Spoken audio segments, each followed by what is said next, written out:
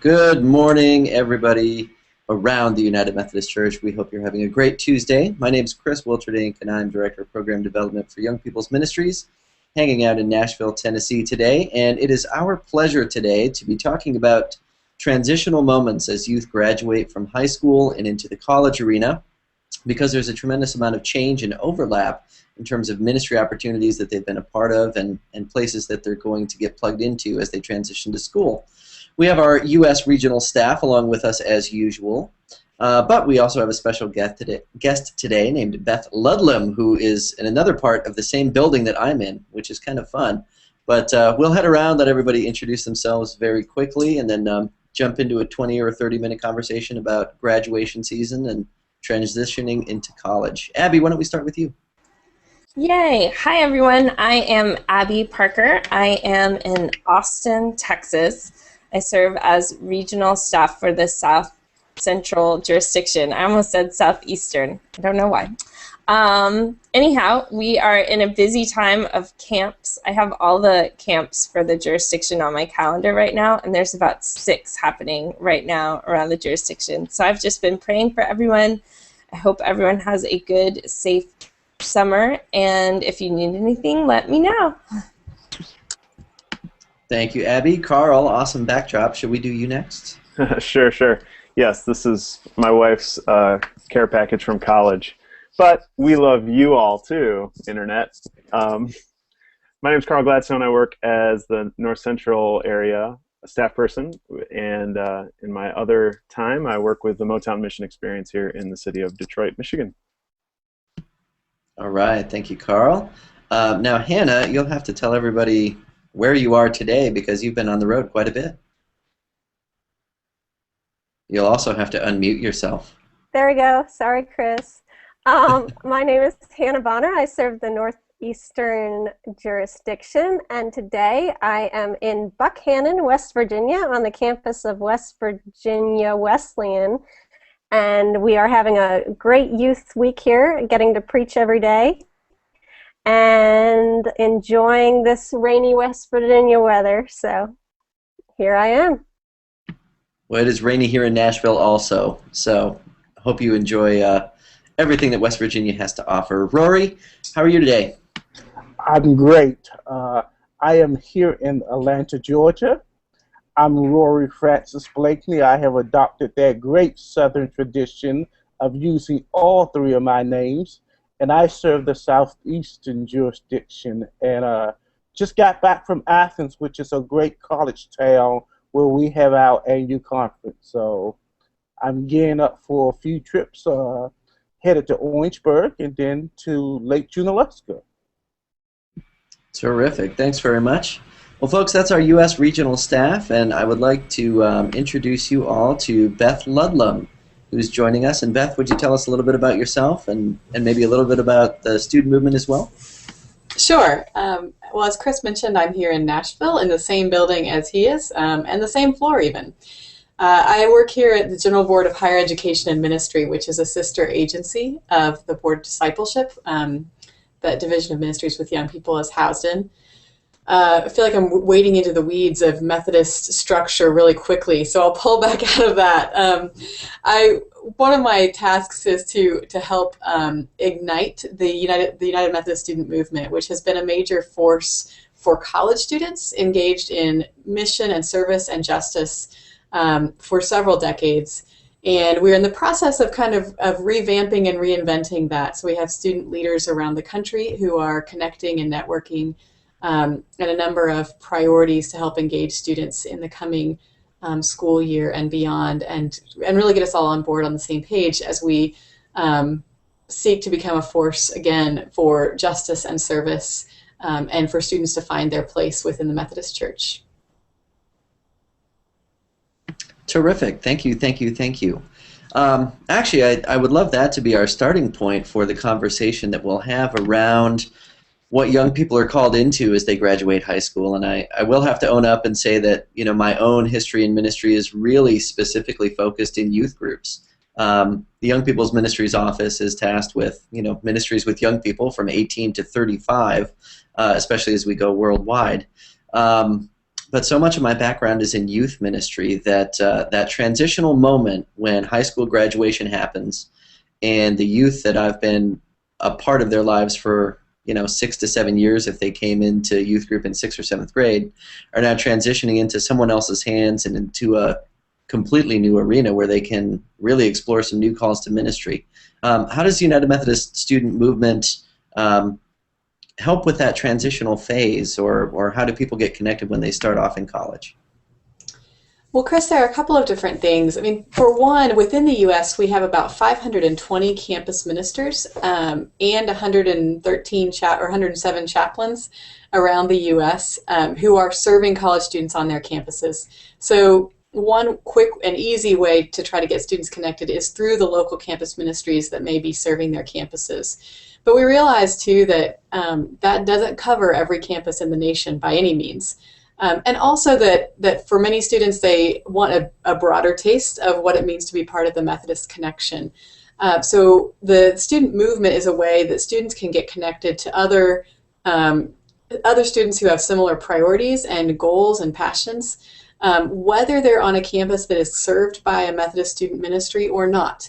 And our hope really is to continue to strengthen those connections so that so the students who are at West Virginia Wesleyan, where Hannah is today, or students who are at a campus nearby that don't have a chaplain, can all be connected together and can work on common priorities and really find their place in college ministry instead of getting lost, which I think is all of our fear when students leave a strong youth group and go to college. And one of my pieces, as a youth person and regional staff, you can jump in really any time here, is that when I was a youth director, if my youth would go off to college and not get connected, then they would come back that next summer and say, "Oh, there was just nothing for me up there." Even if I knew better, right? I could say, "Well, you're up in Fort Collins, and I know that First UMC Fort Collins has an awesome student ministry." And then they would come back and try to get plugged back into the youth ministry in some way, but it wasn't the same because there's enough that changes in your freshman year, your sophomore year, that plugging back into what you've done before just doesn't seem as fulfilling. And I don't know if that's true in other people's experience as well. Well, Chris, let me jump in here. One of the first things I try to do to my graduating high school seniors is to connect them with someone on the campus where they are going to school. For example, I have a young man who will be going to Auburn this fall as a first-year student. And so I have introduced him to David Goolsby, who is with the Wesley Foundation at Auburn University. So one of the first things I try to do is to make that connection and let that young person know that the church is present and active on that campus. And if for some reason that campus does not have a United Methodist presence, I try to connect them with a local church in that area. And so by trying to build that bridge before that student goes off to that institution, hopefully that provides some groundwork and some relationship building opportunity for both parties. So I think that's a key point, making that connection before that student even leads your youth group. And it's been successful in my experience.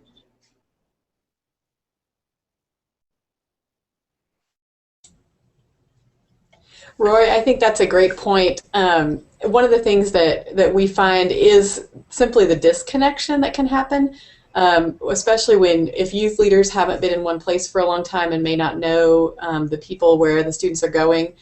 In your case, Auburn and David are fabulous, and that they will welcome that student and search them out even, and will provide a welcoming place.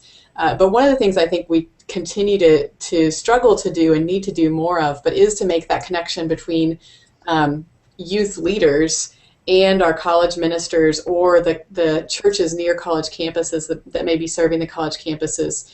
Because it's so much easier when you have that face-to-face or on a first-name basis sort of connection. But I think sometimes our youth leaders or our churches fail to do that or don't know who's currently serving the campus, and especially when we have high turnover rates both in youth ministry and campus ministry. I think sometimes as staff, I know I forget how many times I need to reiterate that, because we constantly have new voices and new faces coming in who just may not think about doing that. Beth, I've had the opportunity to work with Albion College on an event it's an overnight for high schoolers come and see the college, and it's sponsored by the campus ministry there. But it brings together three really great players, right? The youth that will be coming, the campus ministry leaders, including the chaplain there at Albion College, and the youth leaders as well. So it's kind of bringing them all together. Are there other kind of practical events and infrastructure stuff like that you would point out that are just inherently building those connections because they're in the same rooms together or they're doing the same things together? Carl, I think probably the most effective ones are ones that happen on a local basis like that. Especially with larger churches, it seems like they tend to be better about, because they have more resources probably, but about taking students maybe on a road trip to see different colleges that may include then visits with the campus ministers or chaplains in those places. I know of several churches that do that. Or one of the things we really encourage both churches and campus ministers to do also is to have the campus ministers regularly visiting churches, or their students regularly visiting churches, just to raise visibility in the area so that students know what's going on and the churches feel connected to those campuses as well. So certainly on a local basis, that works really well. On a national basis, I think it gets tougher because of that lack of one-on-one connection necessarily.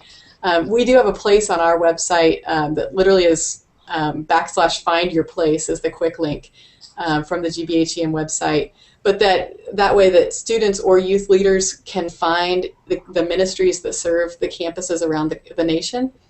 So if a student from Michigan is heading to California, they can look and see who might be serving the campus where they're going to be attending.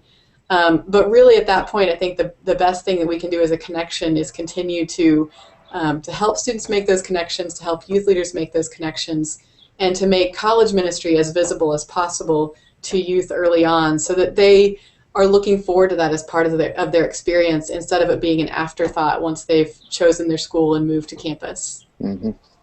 Thanks. Well, and I'm glad that you mentioned the local church, because I think often local churches can sort of give over their responsibilities to campus ministry, and my experience is that there's not a whole lot of partnership, and I think the more that we can work to foster those partnerships between local churches and campus ministries, the better we'll keep from losing students as they move up and out and into new places in their lives. I think for me, I stayed with the United Methodist Church because I was pretty sure I was going to pursue ordination or something like that when I was in college. And there was a United Methodist Church in town that gave me a job, and the campus ministry did not really appeal to me, so I wasn't involved there. But I don't know that I would have stuck with things had I not been roped in already via ordination. And so I'm looking forward to helping maybe even equip our congregations near campuses for ministry with young people around them, and for helping their campus ministries, because I think a lot of churches just sort of feel like, oh, that's the campus ministry's job, and don't really know how to become involved with the young people that are right next door to them sometimes. Well, and you all probably are aware, but this summer, in conjunction with the National Gathering for Methodist Campus Ministers, there's a group coming together that's met one other time to initially organize, but called the University Church Network. And this is one of the things I'm really excited about for that very reason, because while it's still a self-selected group, and so you know that you're probably getting people who are really deeply passionate about that issue anyway, it is a group of churches that are geographically close to campuses that may or may not have a campus ministry on them, but who are coming together to simply discuss how to work better with campuses, how to work better with campus ministries, how to be more welcoming to students. And to me, this is terribly exciting and fabulous, because it is raising that awareness that local churches do provide a place for students. And like you said, Abby, a lot of our students, they may or may not find that the local campus ministry meets their needs or is appealing or fits into their schedule, and they may be more drawn to the typical local church experience, which is great. And so the more we can have that conversation among our churches about what it means to be welcoming, what it means to be inviting, what it means to be connected to campus, I think that only strengthens our whole connection and obviously the life of young people in ministry. I'm curious, what else have you all found in your work with youth and young adults that has been effective in helping people make that transition into college and into college ministries? You know, from my experience at St. Luke's in Highlands Ranch, Colorado, before moving here to Nashville, the common denominator was missions and service. One of the cornerstones of our youth ministry was service projects and was getting out and really doing some meaningful work in the community. And when I'd been around St. Luke's long enough that the college students knew who I was and knew that they couldn't come back and be part of the youth missions anymore, they really wanted to make a young adult mission piece work for their group.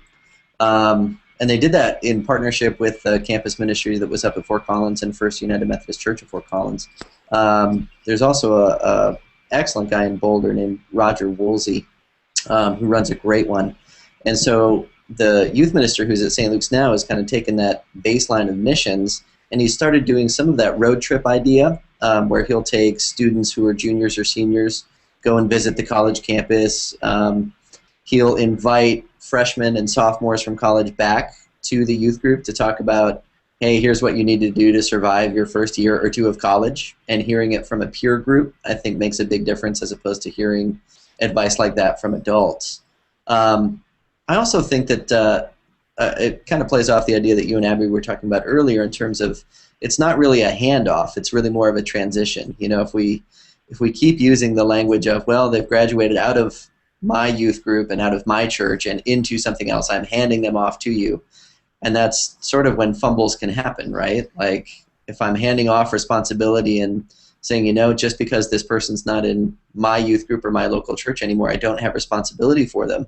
I don't think that's very helpful for helping that transition be a healthy one. Yeah, here in Detroit, we've had the privilege of being able to recreate a new campus ministry at Wayne State University. And because we were starting from scratch, basically, we had the opportunity to kind of do things a little differently. We actually took that missional idea, Chris, and put it into practice. So each student that's here immediately is responsible for creating a new mission project in the city. But the connection that we've made is we've asked them to view their home churches as their primary investors in these missional engagements, both with volunteer time, you know, dollar donations, etc. And so all of a sudden, this new thing that the student is doing on campus is also the thing that they're going back to their home church and saying, hey, y'all come along with me because this thing is awesome that I'm leading.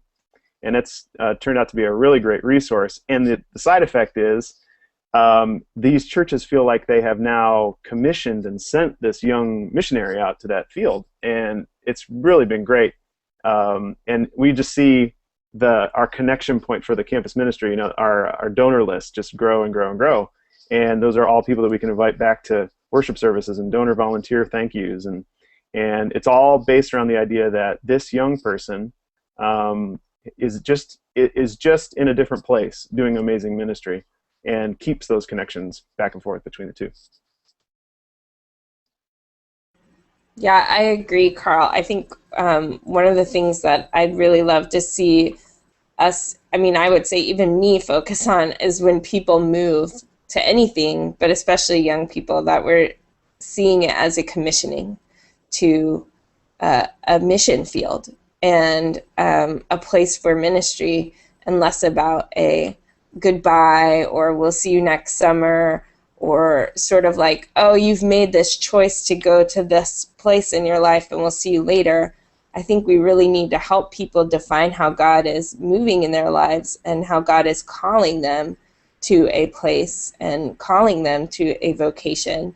And you're not just going to school to be a chemist if you're a Christian. There's more to it than that.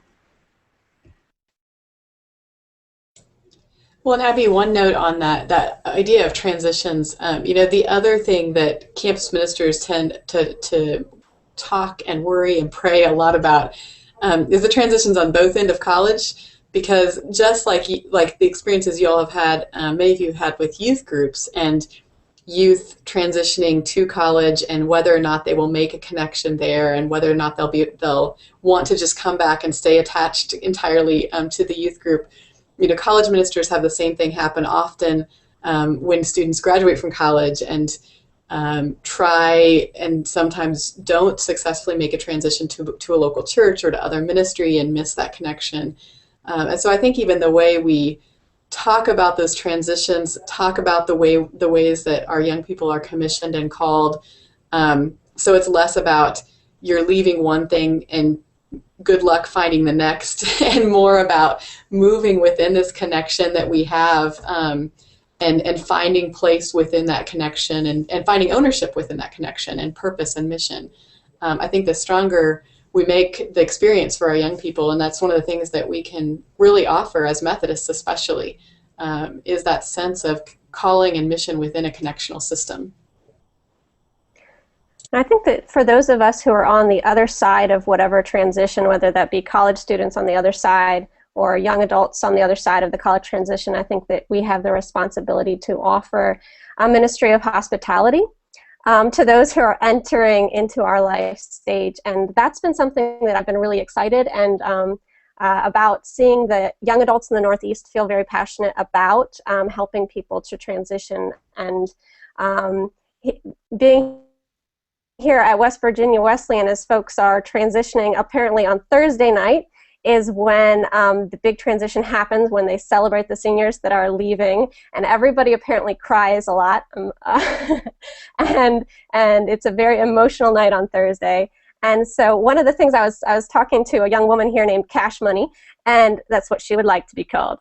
And she was sharing about how she's transitioning to college, and how this is her last time as a youth, and this is the end. And I was just able to say to her, well, you're a young adult now, you've graduated from high school, you're one of us, we're excited to have you. And so I think that that's a ministry that those who are college students can offer. So we have a ministry, we've been talking about ministry that colleges can offer and that churches can offer, but I think that also on an individual basis, we all have a calling to offer hospitality to people as they come towards us through their life stages. And Hannah, I'd like to piggyback on that idea a little bit, because I think that you brought up an interesting dynamic in the young adult world, and it's what makes campus ministry and college ministry so unique, is that life stage thing.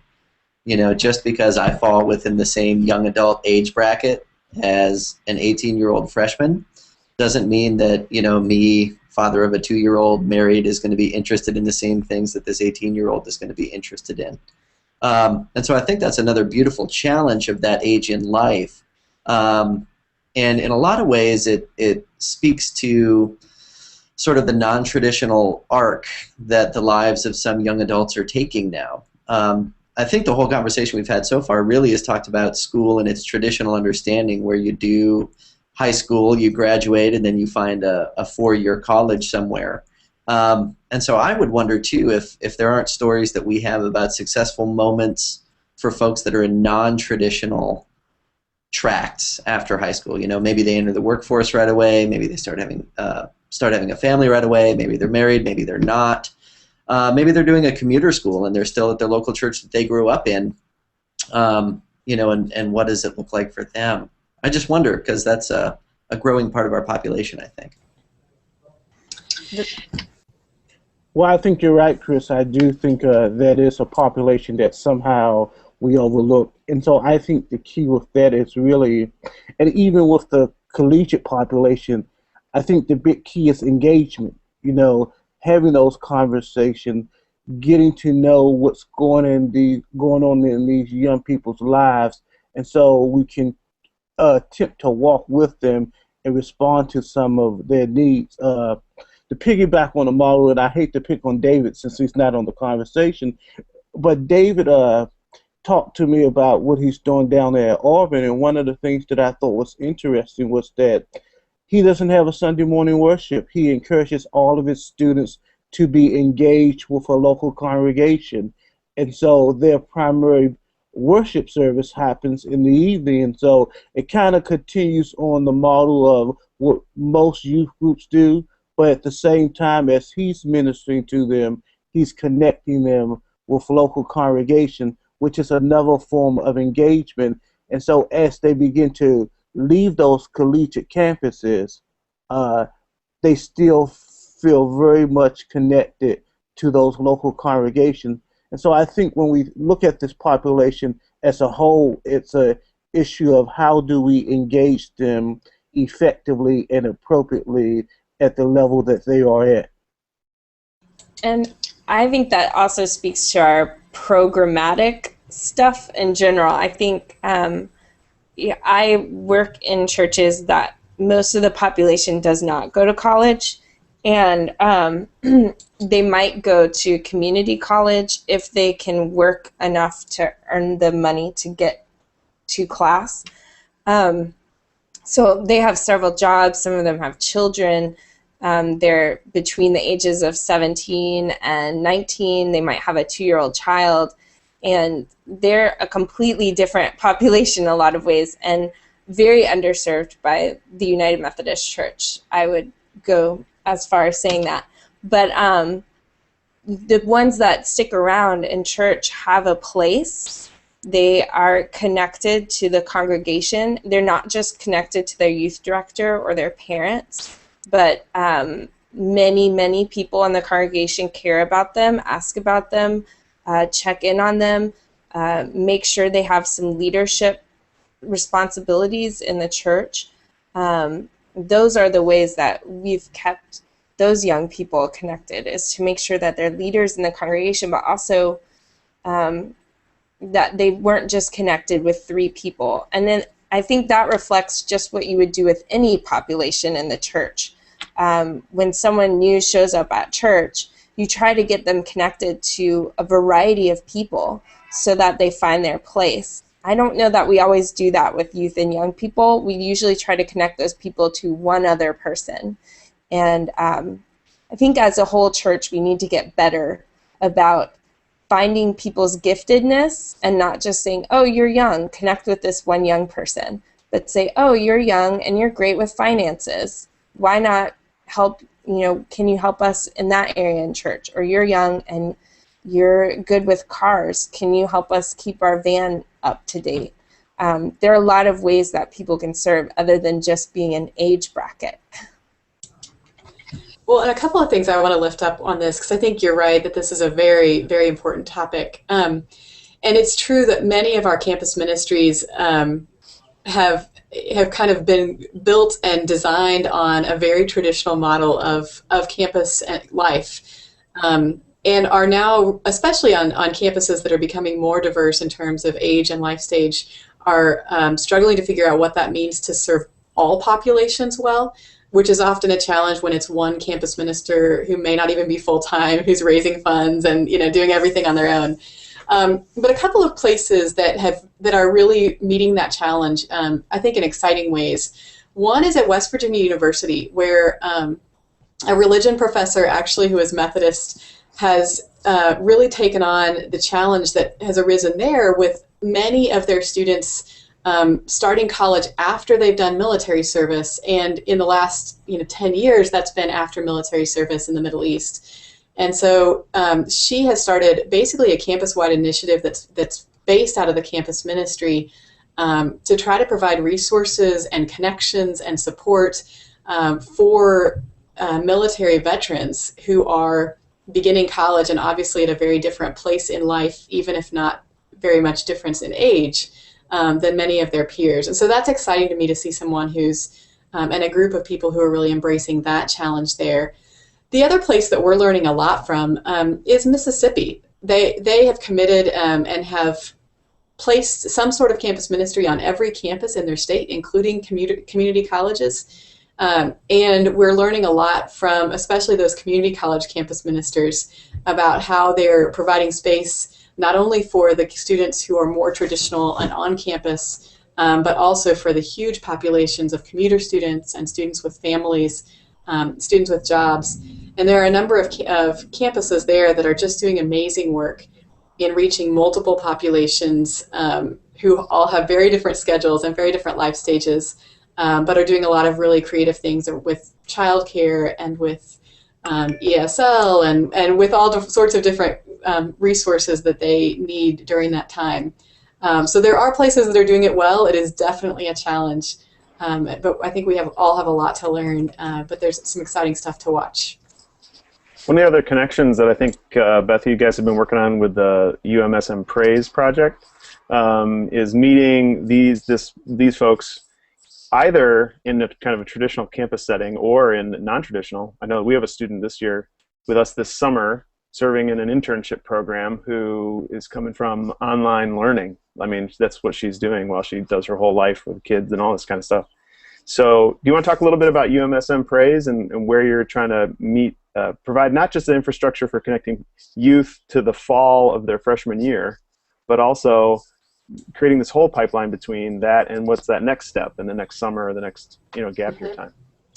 Well, as I mentioned earlier, the hope with the student movement is not that it replaces or duplicates anything, but that it really does connect any and all Methodist students, wherever they may be in life, wherever they may be in education, to this sense of connection within the Methodist Church and to one another. And so with that, we have two priorities. We'll have two priorities for every school year that we're inviting campus ministers and chaplains to adopt, but that we're also creating online resources that anyone can plug into and, again, find that sense of connection and community.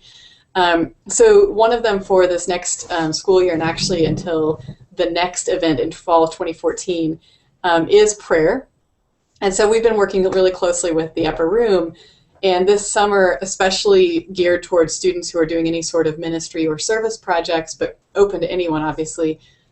We have a weekly Bible study that's kind of about vocational discernment and spiritual growth, and then also a daily prayer that we're tweeting out and sending by text message in the morning, just to try to create, again, that sense of connection, some level of discussion through social media for students, and to keep them aware of what's available and how they can plug in, and to build that sense that they are a part of something, that it doesn't require them to be on a campus or to be on a campus where there is